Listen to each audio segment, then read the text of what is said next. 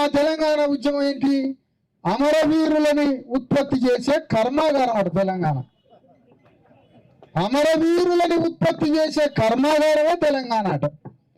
మాకు సోషలిజం కాదు కావాల్సింది తెలంగాణకి. మేము అమరవీరులు అయినా లేదా? మా మీద ఎందుకు తుపాకీ? బీజేపీ మా మీద ఎందుకు తుపాకీ పెట్టిపోలవరా? ఆ రేవంత్ రెడ్డి మీద పెట్టిపోలవరాలు, కేసీఆర్ మీద పెట్టిపోలవరాలు. ఒక ప్రధాన ప్రతిపక్షం ఏకాంతంగా ఎవరూ లేని సమయంలో కూడా గంటల తరబడి, రోజుల తరబడి కేసీఆర్ ఆనందంగా సంతోషంగా మాట్లాడేది మధుసూదనాచారితోటే. మధుసూదనాచారి గారితోటే శ్రీమద్ విరాట్ పోతులూరి వీరబ్రహ్మం గారి వారసు. హృదయ పరివర్తన చేయండి కేసీఆర్కి. మీరు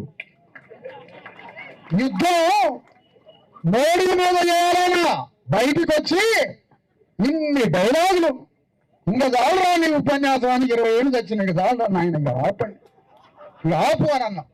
ఇప్పుడు కేసీఆర్ యుద్ధం, రేవంత్ రెడ్డి యుద్ధం మా బీసీ జనం కోసం, తెలంగాణ గడ్డ మీద ఉన్న 2.5 కోట్ల మంది బీసీల కోసం, మా బ్రతుకు విముక్తి కోసం, మా చదువుల కోసం, మా ఉద్యోగాల కోసం, మా రాజకీయ వాటా కోసం 42% రిజర్వేషన్లని 9th షెడ్యూల్లో పెట్టియాలని కేసీఆర్, రేవంత్ రెడ్డి ఇద్దరు మోడీ మీద యుద్ధం చేయాలని ఈ సభాపూర్వకంగా తీర్మానం చేస్తున్నాం. లేకపోతే బజార్లో మమ్మల్ని వేసి బీజేపీ మీద ఎగదోసి ఈ పని చేస్తారా? మీరు అందరు బీజేపీ మీద యుద్ధం అని అంటాడు ఒక ఆయన. రేవంత్ రెడ్డి, కేసీఆర్ ముందు వరుసలో ఉంటే మేము దూరంగా ఉంటాం. ఎందుకంటే తుపాకీ పెట్టి కాలిస్తే మా మీదకి వస్తే గుండు. ఇన్నాళ్ళు మమ్మల్ని ముందు పెట్టారు, వాళ్ళు ఎవరైనా దూరంగా ఉన్నారు. ప్రతి బుల్లెట్ మాకే తగిలింది, ప్రతి లాఠీ చార్జ్ మాకే తగిలింది. మళ్ళీ మేము ఆ పేపర్లు వచ్చిన కాగితాలన్నీ కాసుకొని మా మీద కేసులు ఉన్నాయి, పోలీసులు కొట్టారని చెప్పుకుంటాం. మనం ఏ ఊరు మమ్మల్ని పోలీసులు కొట్టిర్రు, మా మీద మస్తు కేసులు ఉన్నాయి, మా మీద 150 కేసులు. మరి వీళ్ళని కొట్టరా పోలీసులు? వీళ్ళ మీద తుపాకీ పెట్టరా వీళ్ళ మీద? అందుకనే రెడ్డి వెలమదొరలు అగ్రగామి సైన్యంగా నిలబడాలి. ఎందుకో?